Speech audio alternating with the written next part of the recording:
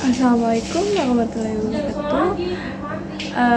Perkenalkan, nama saya Zaskia Putu Fadila dari SMA 2 Kota Tangerang, kelas 12 IPS 11. Di sini saya akan membuat dan menjelaskan tentang teori kosentris. Ikutin terus guys.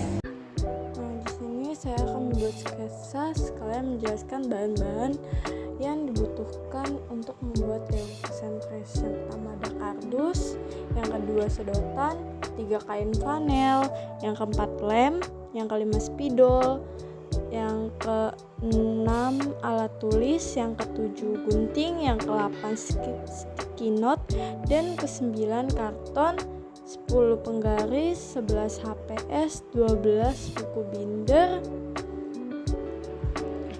Sudah itu saja yang dibutuhkan.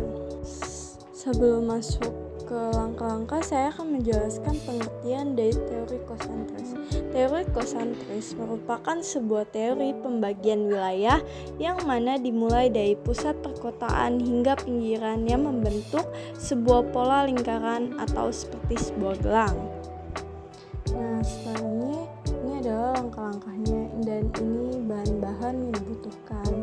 Nah, langkah-langkahnya lihat di video sambil saya akan menjelaskan lebih lanjut tentang teori kosentris. Jadi, Ernest Borges melakukan penelitian untuk kota Chicago pada tahun 1923. Hasil menunjukkan bahwa perkembangan kota Chicago membentuk sebuah pola penggunaan lahan yang kosentris dengan fungsi yang berbeda-beda. Teori kosentris meyakini bahwa perkembangan kota dimulai dari pusatnya yang kemudian meluas ke wilayah yang jauh dari pusat akibat peningkatan penduduk.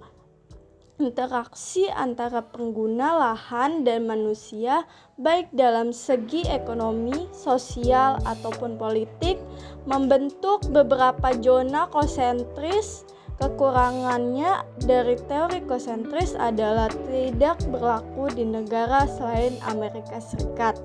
Contohnya, kota dengan teori kosentris adalah Chicago, London, Calcutta, dan Adelaide. Dan setelahnya saya akan menjelaskan asumsi teori kosentris. Yang pertama, populasi dengan sosial budaya yang heterogen. Kedua, industri komersil menjadi basis ekonomi. Ketiga, persaingan ruang untuk zona ekonomi dan ruang pribadi atau private ownership. 4. Perluasan area dan peningkatan populasi kota. Kelima, transportasi dinilai mudah, cepat, dan murah di setiap zona kota. Dan terakhir, 6. Pusat kota untuk pusat kegiatan ekonomi sehingga di dekat pusat menjadi terbatas dan bernilai tinggi. Sebelum lanjut ke susunan ruang kota teori kosentris, di sini saya akan mewarnai pola yang sudah saya buat. Nah, yang pertama itu ada warna ungu sebagai pusat kota. Nah, kedua warna pink sebagai zona kedua. Yang warna ungu itu zona pertama ya guys. Nah, itu buat zona ketiganya saya memakai warna oranye. Tapi kelihatan seperti kuning tapi sebenarnya oranye. Dan yang keempat saya menggunakan hijau neon. Dan yang kelima, zona kelima itu saya menggunakan hijau tua. Nah, setelah itu saya membuat struktur bangunan untuk pusat kota. Nah, pertama itu saya potong kardus menjadi kotak. Setelah menjadi kotak, saya tempelkan di sedotan yang sudah saya bangun. Maksudnya sudah saya tempelkan menjadi satu dan membuat sebuah bangunan. Nah, setelah itu ditempel pakai lem.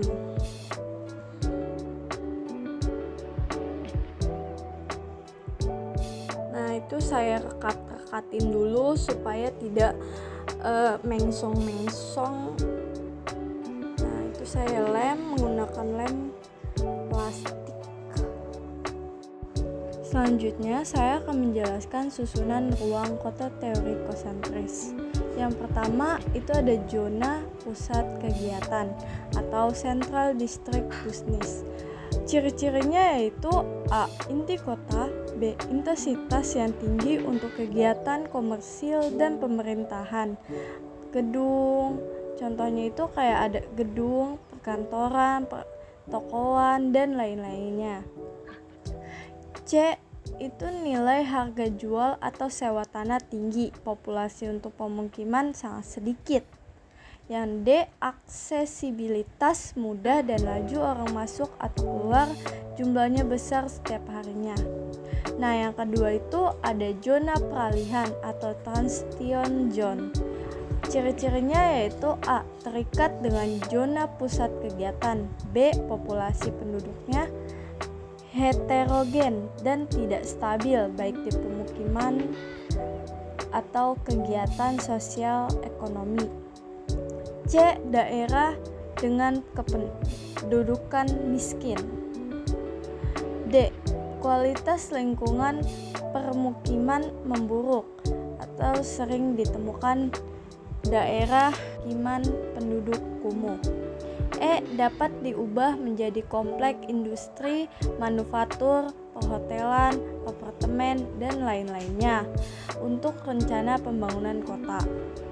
Yang F ada tingkat kejahatan dan penyakit tertinggi di kota. Nah, yang ketiga itu ada zona pemukiman kelas proletar atau low class residential atau working men's home.